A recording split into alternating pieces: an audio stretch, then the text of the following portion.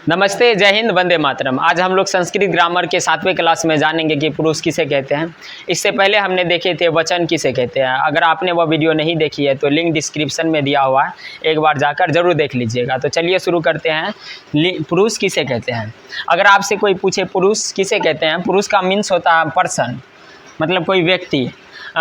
पुरुष मतलब जिस सर्वनाम शब्द का प्रयोग वक्ता, श्रोता तथा किसी अन्य के लिए किया जाए उसे हम क्या कहते हैं, पुरुष कहते हैं। पुरुष एक तरह का सर्वनाम शब्द होता है। जैसे हम सर्वनाम किसे कहते हैं, जो किसी संज्ञा के बदले में आता है उसे हम क्या कहते हैं, तो सर्वनाम कहते हैं। ठीक उसी प्रकार सर्वनाम का ही अंश क्या है, तो पुरुष है, जिसको कि संस्कृत ग्रामर के अंतर्गत अलग कर दिया है।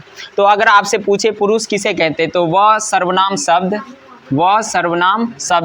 जिसका प्रयोग वक्ता, श्रोता तथा किसी अन्य के लिए किया जाए उसे क्या कहते हैं, पुरुष कहते हैं। जिस सर्वनाम शब्द का प्रयोग वक्ता के लिए, श्रोता के लिए तथा किसी अन्य के लिए किया जाता है उसे क्या कहते हैं, पुरुष कहते हैं। वक्ता कहने का मतलब हुआ कि बोलने वाला व्यक्ति होता है वक्ता, और श्रोता मतलब होता है सुनने वाला। जैसे हम बात कर रहे हैं तो हम वक्ता हो गए, आप बैठकर सुन रहे हैं तो आप क्या हो गए, श्रोता। और हम चर्चा किसका कर रहे हैं, अगर किसी अन्य व्यक्ति का चर्चा करेंगे तो वह क्या हो जाएगा, अन्य व्यक्ति हो जाएगा।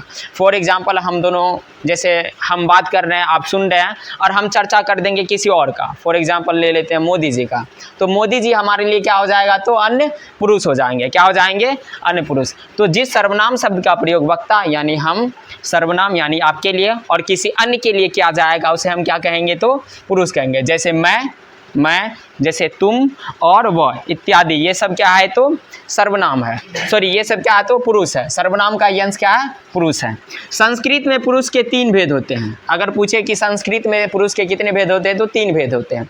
पहला क्या होता है, प्रथम पुरुष, दूसरा मध्यम पुरुष और तीसरा क्या होता है, उत्तम पुरुष। प्रथम पुरुष को ही बोला जाता है अन्य पुरुष। प्रथम पुरुष को क्या बोला जाता है, अन्य पुरुष। अब ये प्रथम पुरुष क्या होता है, जिसके बारे में हम चर्चा करते हैं वही होता है प्रथम पुरुष। जैसे हम बात कर रहे हैं, आप सुन रहे हैं, हम दोनों मिलकर किसी तीसरे व्यक्ति के बारे में चर्चा करेंगे तो वह तीसरा व्यक्ति जो होगा वही क्या कहलाएगा, प्रथम पुरुष। यानी अन्य व्यक्ति ही क्या कहलाता है, प्रथम पुरुष। इसीलिए इसको बोला जाता है तो प्रथम पुरुष, या नहीं तो क्या बोला जाता है, अन्य पुरुष। अब मध्यम पुरुष क्या होता है, जैसे मैं बात कर रहा हूँ और आप सुन रहे हैं तो आप क्या हो जाएंगे, तो मध्यम पुरुष। यानी सुनने वाले श्रोता को क्या कहते हैं, मध्यम पुरुष। सुनने वाले श्रोता को क्या कहते हैं। जबकि हम खुद बात कर रहे हैं आपसे, यानी हम हो गए वक्ता, और वक्ता के लिए होता है उत्तम पुरुष। यानी बोलने वाले वक्ता को बोला जाता है उत्तम पुरुष, सुनने वाले श्रोता को क्या बोला जाता है, मध्यम पुरुष, और जिसके बारे में हम चर्चा करेंगे उसे क्या कहेंगे, तो अन्य पुरुष, या नहीं तो प्रथम पुरुष। अंग्रेजी में इसको अलग कर दिया है। अंग्रेजी में क्या किया है कि जो प्रथम पुरुष है इसको बोलता है थर्ड पर्सन। क्या बोलता है इसको, थर्ड पर्सन। अंग्रेजी में प्रथम पुरुष या अन्य पुरुष को बोलता है थर्ड पर्सन। जबकि इसके अनुसार ये क्या होना था, फर्स्ट पर्सन। यानी प्रथम का हो जाता फर्स्ट और पुरुष का क्या हो जाता, पर्सन।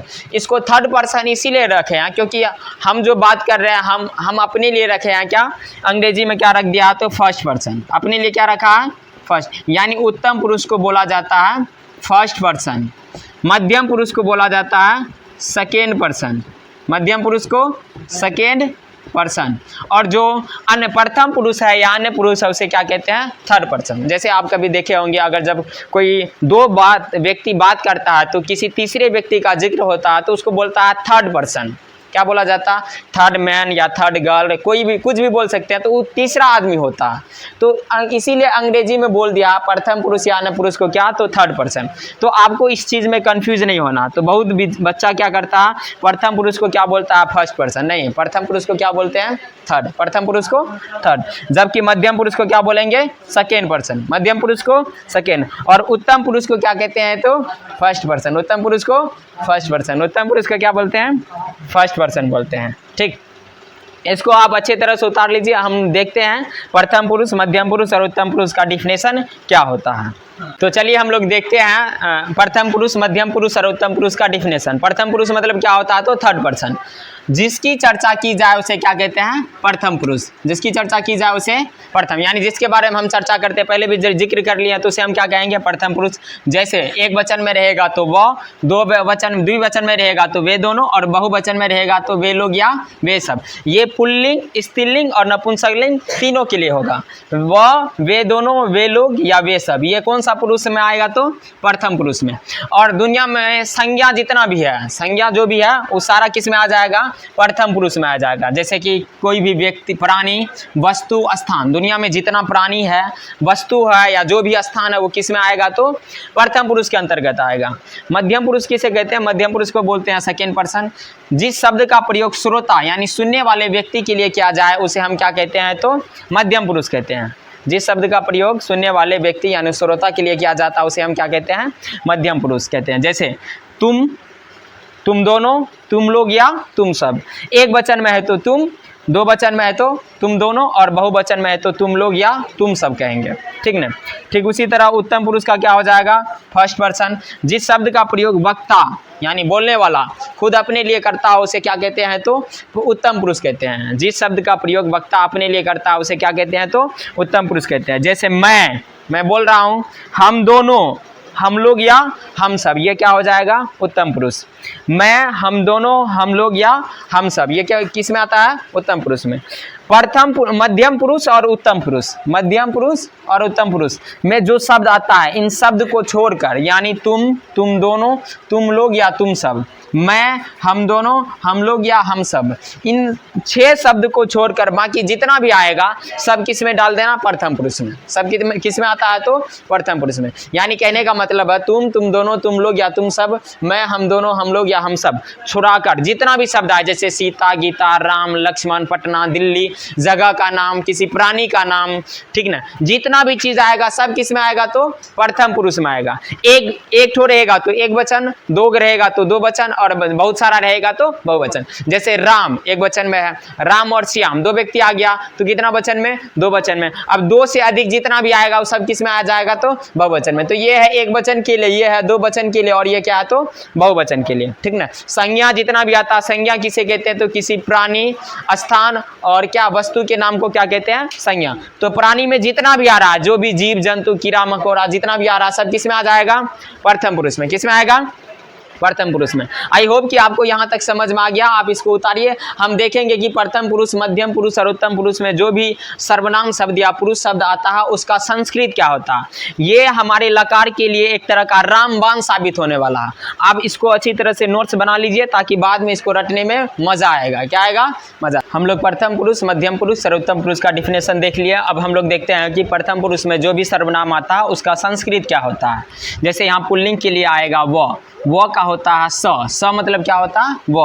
वे दोनों का संस्कृत होता है तो, और वे लोग या वे सब का क्या होता है ते।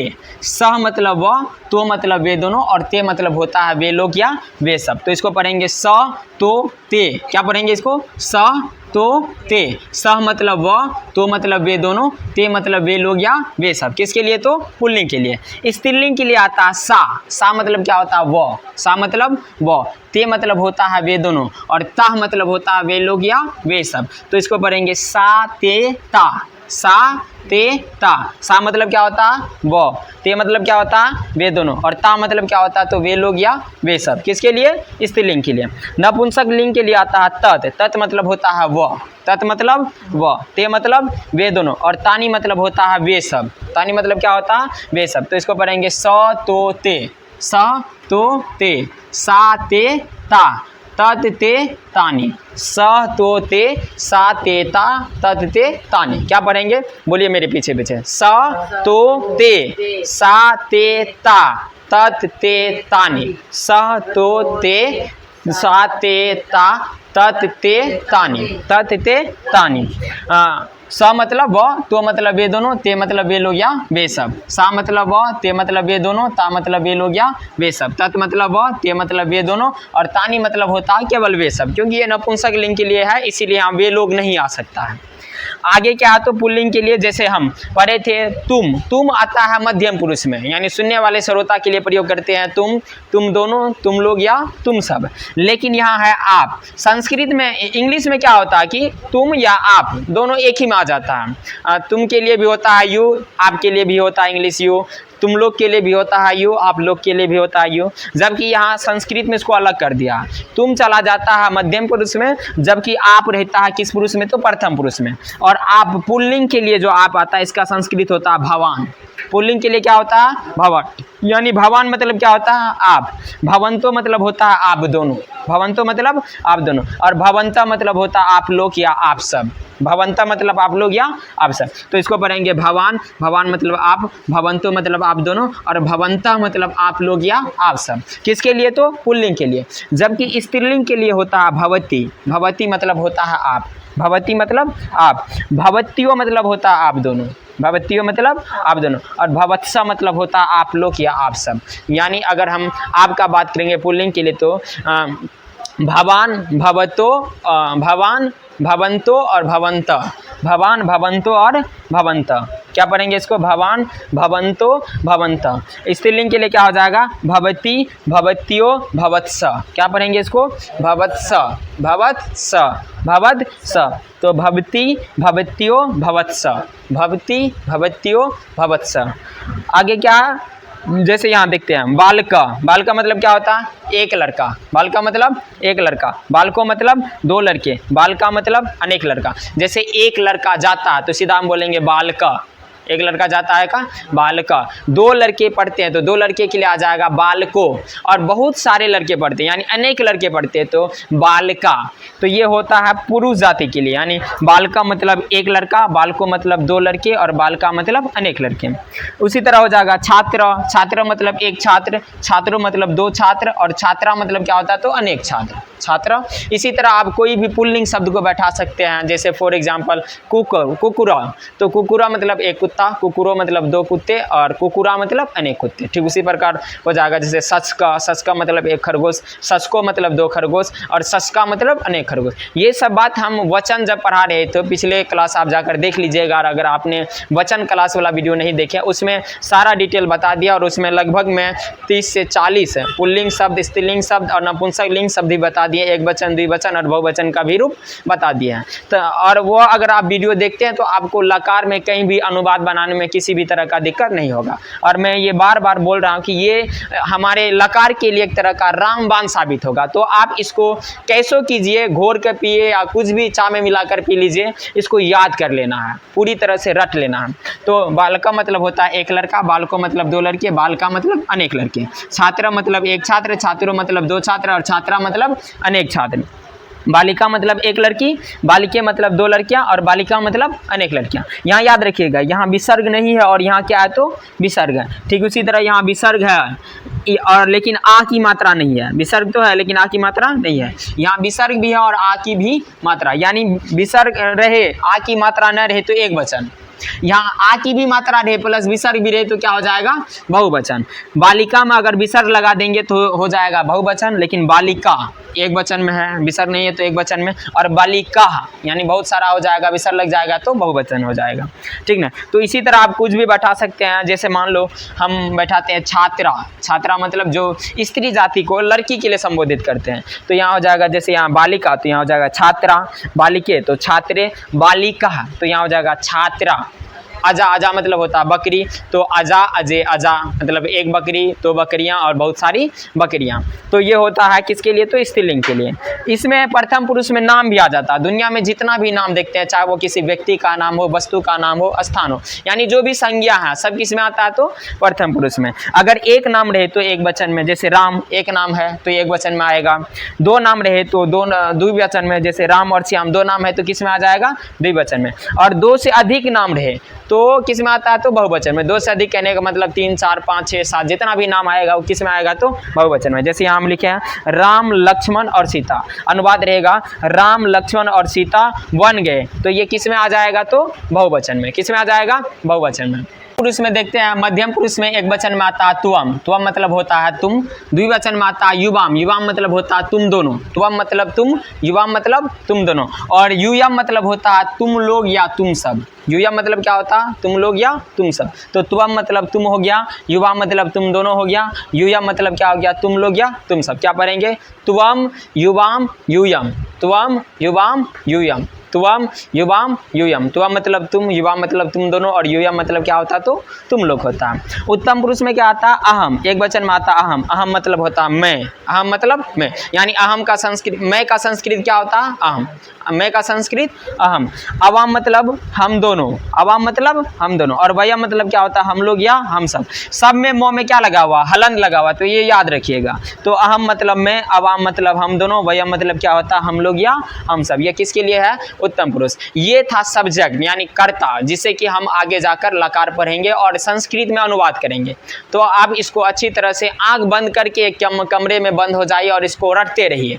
तब तक रटते रहिए जब तक कि आपको याद न हो जाए। जैसे हमको याद है स तो ते, साते ता, तत्ते तानी। भवान मतलब आप, भवंतो मतलब आप दोनों, भवंत मतलब आप लोग या आप सब, भवती मतलब आप, भवत्यो मतलब आप दोनों, भवत्स मतलब आप लोग या आप सब, बालका मतलब एक लड़का, बालको मतलब दो लड़के, बालिका मतलब अनेक लड़के, बालिका मतलब एक लड़की, बालिके मतलब दो लड़कियां, बालिका मतलब अनेक लड़कियां, त्वम मतलब तुम, युवा मतलब तुम दोनों, युवा मतलब तुम लोग या तुम सब, अहम मतलब मैं, अवाम मतलब हम दोनों, वयम मतलब हम लोग या हम सब। आई होप कि पुरुष आपको पूरी तरह से समझ में आ गया है। अगर आ गया है तो इसे अपने दोस्तों में शेयर कीजिए ताकि ये वीडियो ज़्यादा से ज़्यादा लोगों तक पहुंच सके और इससे उसको लाभ मिल सके। और साथ ही कमेंट करके हमें बताते रहिए, हमें उत्साहित करते रहिए ताकि मेरा हौसला यूं ही बना रहे। लास्ट में हम यही कहेंगे कि वक्त के साथ हमें सबसे आगे निकलना होगा। कभी गैरों से तो कभी अपनों से अपने हक के लिए लड़ना होगा। ये दुनिया तुम्हें बार बार गिराने की कोशिश करेगी, ये दुनिया तुम्हें बार बार गिराने की कोशिश करेगी, पर याद रखना हर बार तुम्हें उठकर एक नया इतिहास रचना होगा।